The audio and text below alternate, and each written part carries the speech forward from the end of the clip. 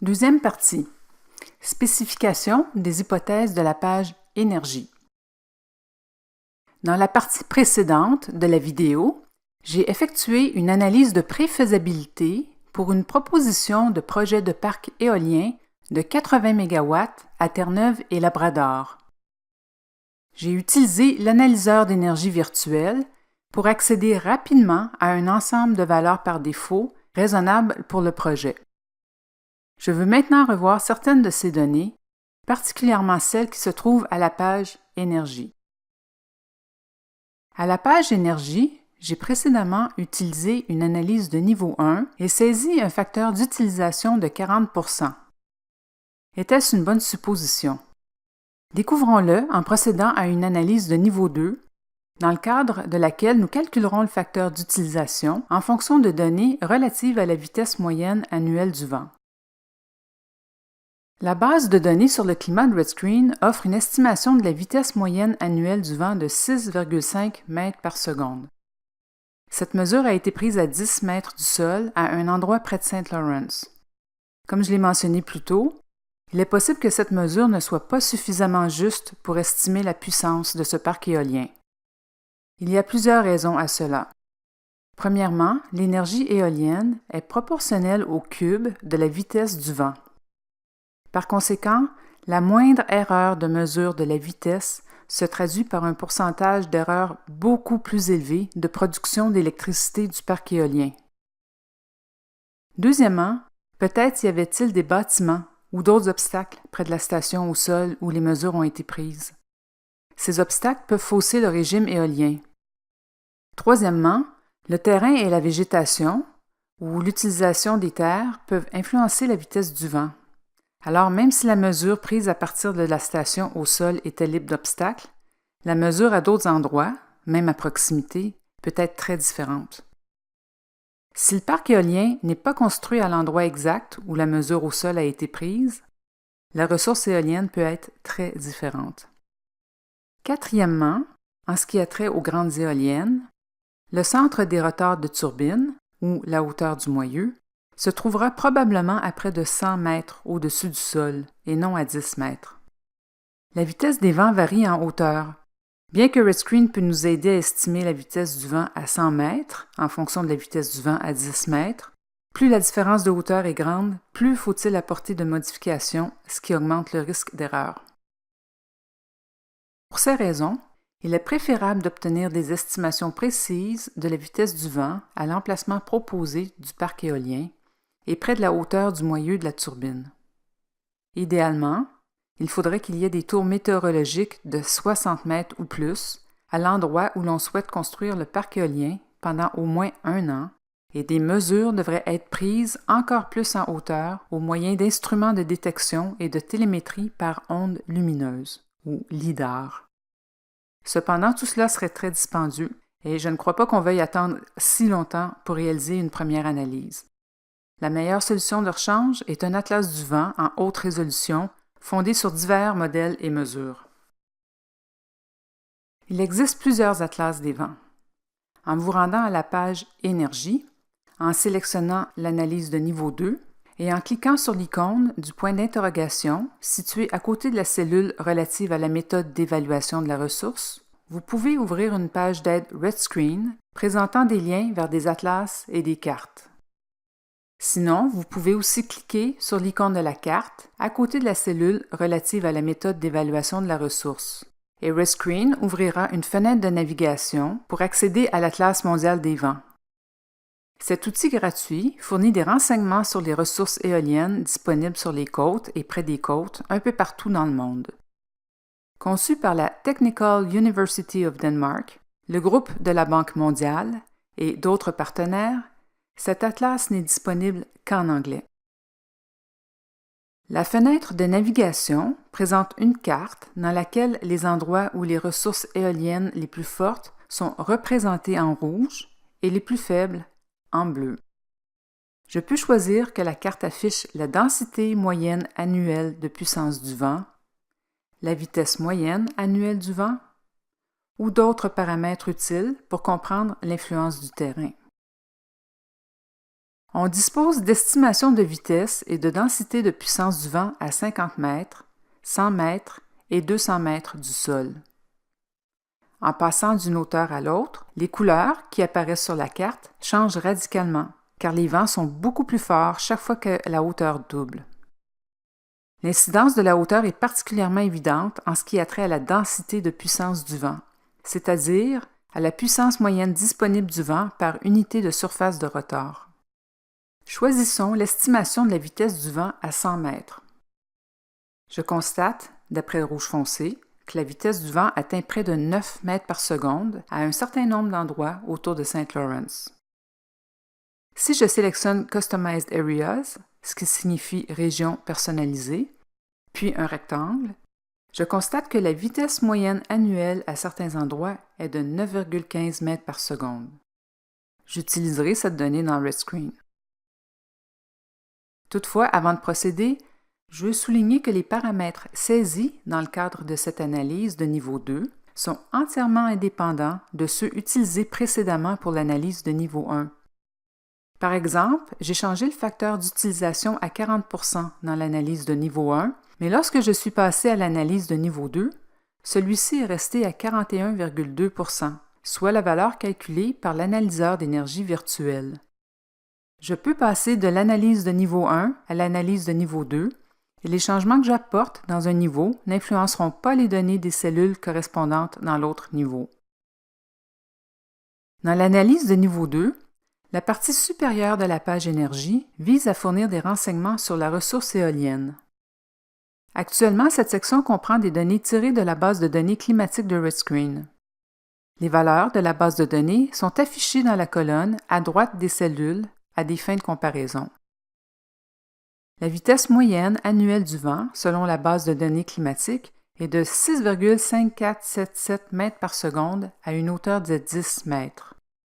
En examinant la liste des paramètres, je vois à côté de la hauteur du moyeu de 100 mètres, l'estimation de RedScreen à 100 mètres, laquelle est de 9,03 mètres par seconde. Cette valeur se rapproche assez de celle de l'Atlas mondial des vents. Cette fois-ci, nous avons eu de la chance. Comme nous le verrons à la 4e partie de la vidéo, la mesure à 10 mètres est souvent inexacte. Afin d'adopter de bonnes pratiques, je vais entrer 9,15 mètres pour une hauteur de 100 mètres, car c'est ce que l'Atlas mondial des vents m'a permis d'établir. Si la hauteur du moyeu de la turbine n'est pas exactement à la hauteur où la mesure de la vitesse du vent a été prise, RedScreen utilise une loi de puissance pour ajuster la vitesse du vent à la hauteur du moyeu.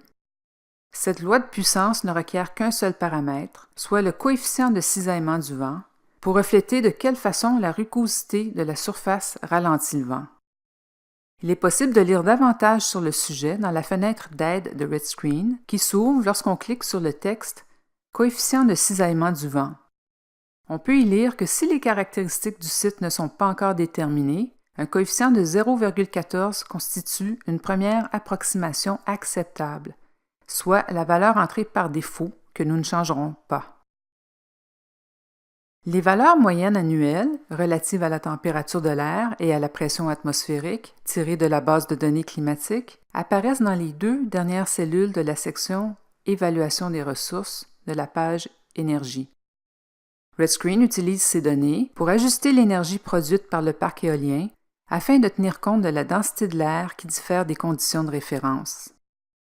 La masse d'air qui passe par le disque de rotor sur une certaine période change en fonction de la densité.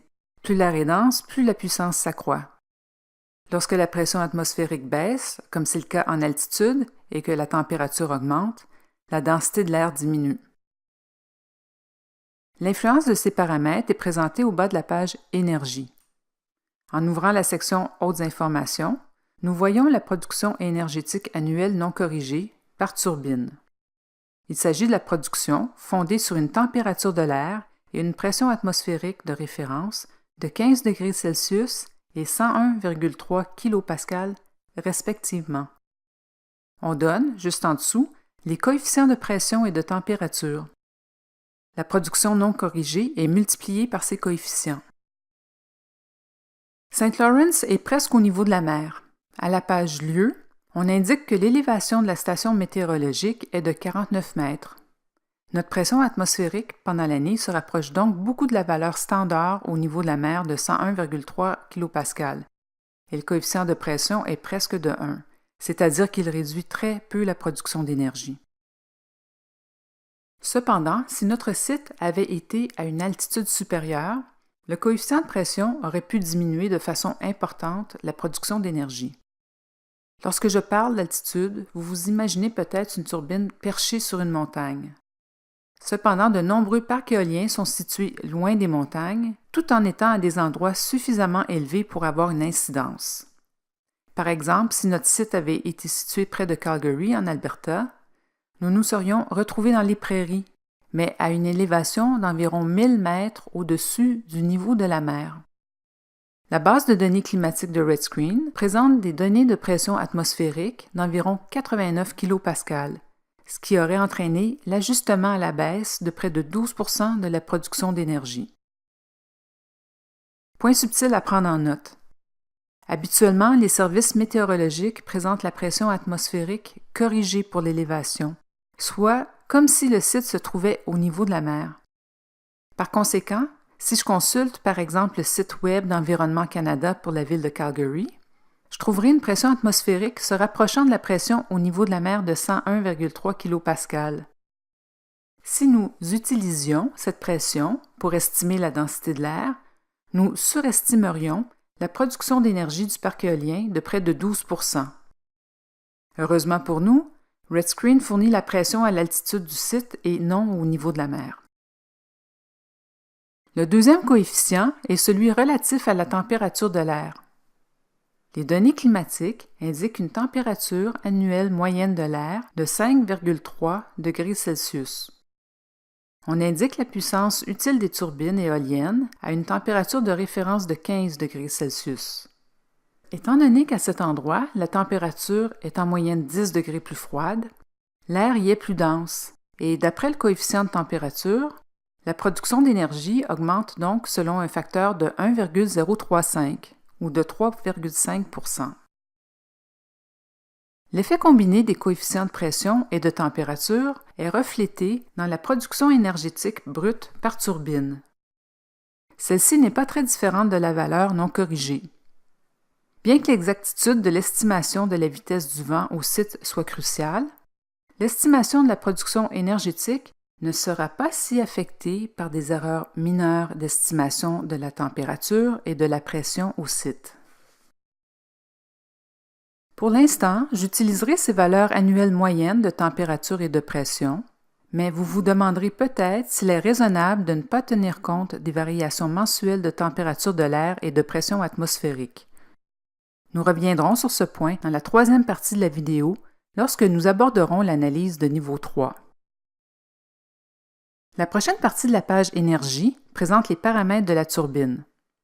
L'analyseur d'énergie virtuelle a fondé ses calculs sur une turbine générique de 2 MW.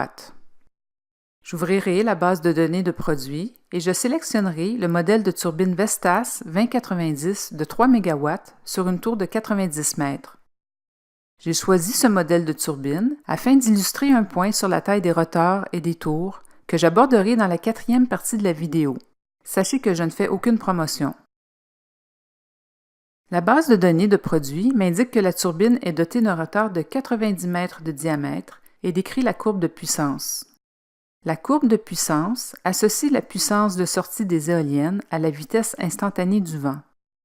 Par exemple, en ce qui a trait à la turbine en question, si à un moment donné la vitesse du vent à la hauteur du moyeu est de 9 mètres par seconde, la turbine produira 1285 kW. J'utiliserai 27 de ces turbines pour construire un parc éolien de 81 MW. Nous ne sommes pas exactement à 80 MW, mais il est courant au sein de l'industrie d'utiliser des nombres arrondis pour décrire la puissance maximale d'un projet. Après avoir fait ce choix, je cliquerai sur l'icône du crochet dans un cercle vert pour copier ces données de courbe de puissance dans l'analyse.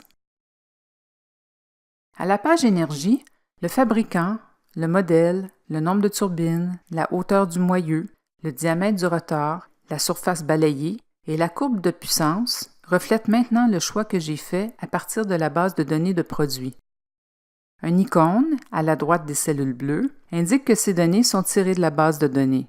Le texte qui apparaît dans les cellules grises est également tiré de la base de données, mais il n'influence en rien les calculs relatifs au modèle.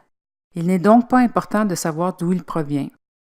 Si je modifie une valeur, comme un point dans la courbe de puissance, les icônes de la base de données disparaîtront de façon permanente, du moins jusqu'à ce que je copie les données de la base de données de produits à nouveau. Lorsqu'on examine une analyse, il est ainsi plus facile de déterminer si des valeurs non standards, qui pourraient éventuellement fournir des estimations trompeuses sur le rendement du parc éolien, ont été introduites. Vous remarquerez qu'on indique une vitesse du vent de 9 mètres par seconde à droite de la cellule relative à la hauteur du moyeu.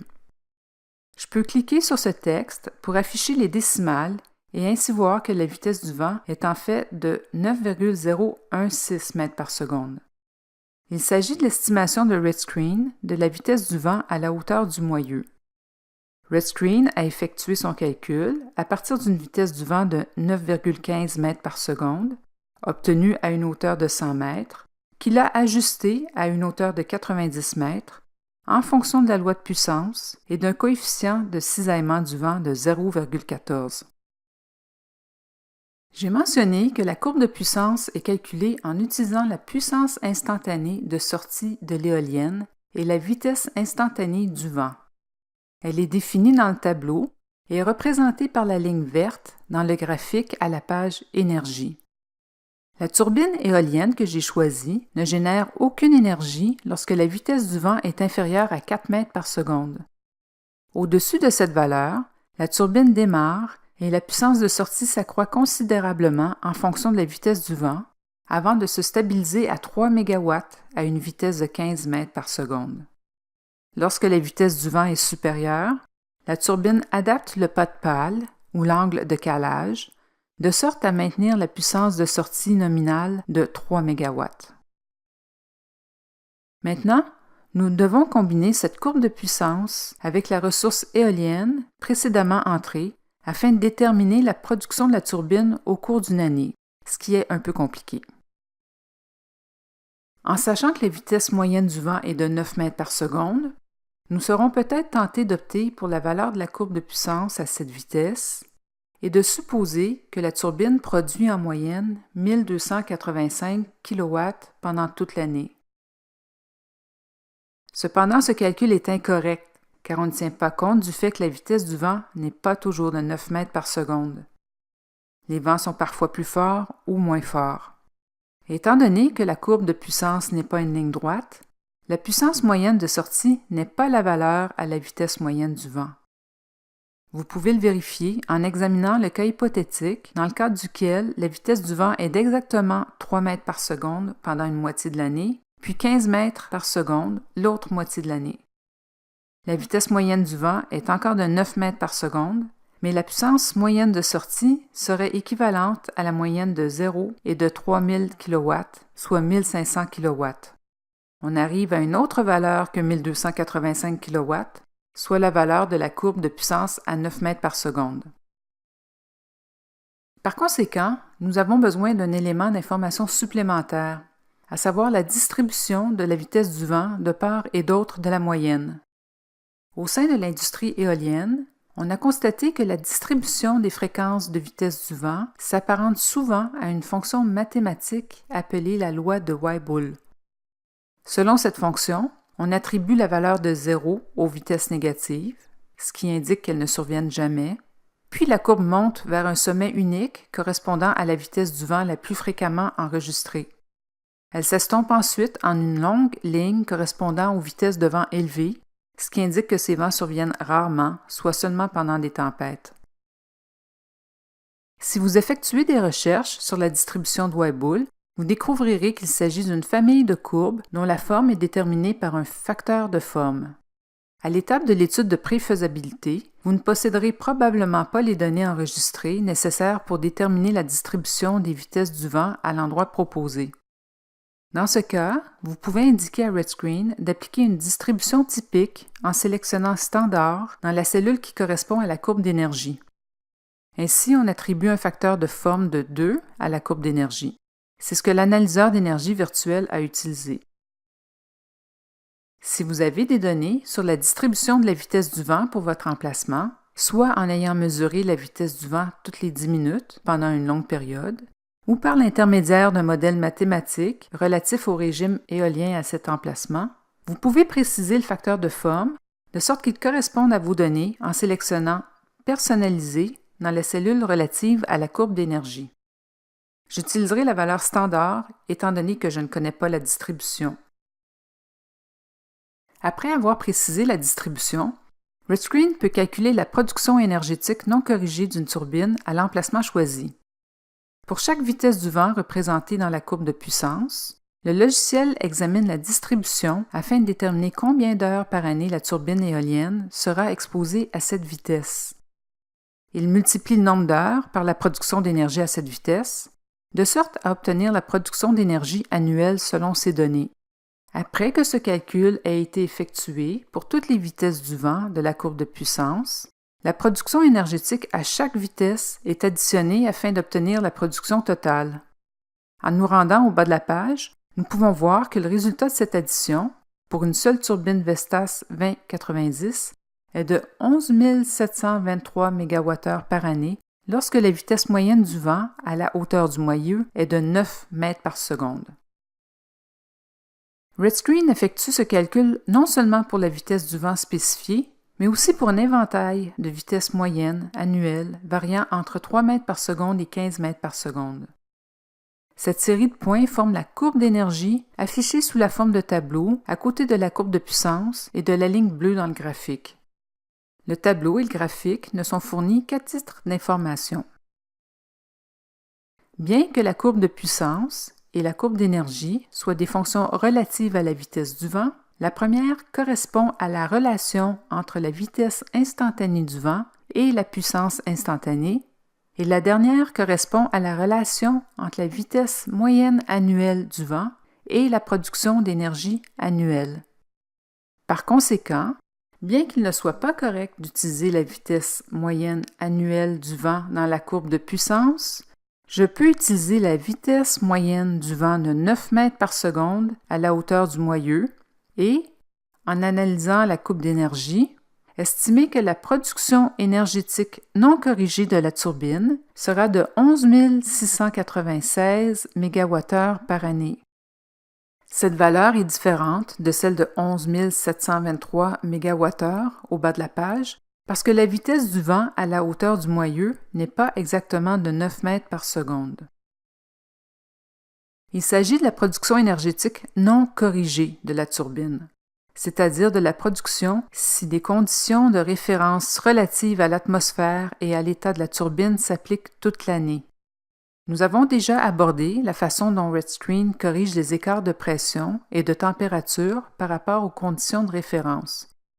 Cependant, les conditions dans le monde réel peuvent également varier d'autres façons qui sont prises en considération dans la section des pertes. Les pertes par effet de sillage surviennent lorsqu'il y a plus d'une turbine dans le parc éolien. Le sillage d'une turbine peut réduire la production d'autres turbines à proximité. L'analyseur d'énergie virtuelle propose une valeur de 4% pour ce type de perte. Si les turbines étaient particulièrement rapprochées les unes des autres, j'augmenterais peut-être ce pourcentage. Les pertes au niveau des pales décrivent la façon dont l'accumulation de saleté, d'insectes ou de glace sur les pales nuit à la production des turbines et réduit leur rendement aérodynamique.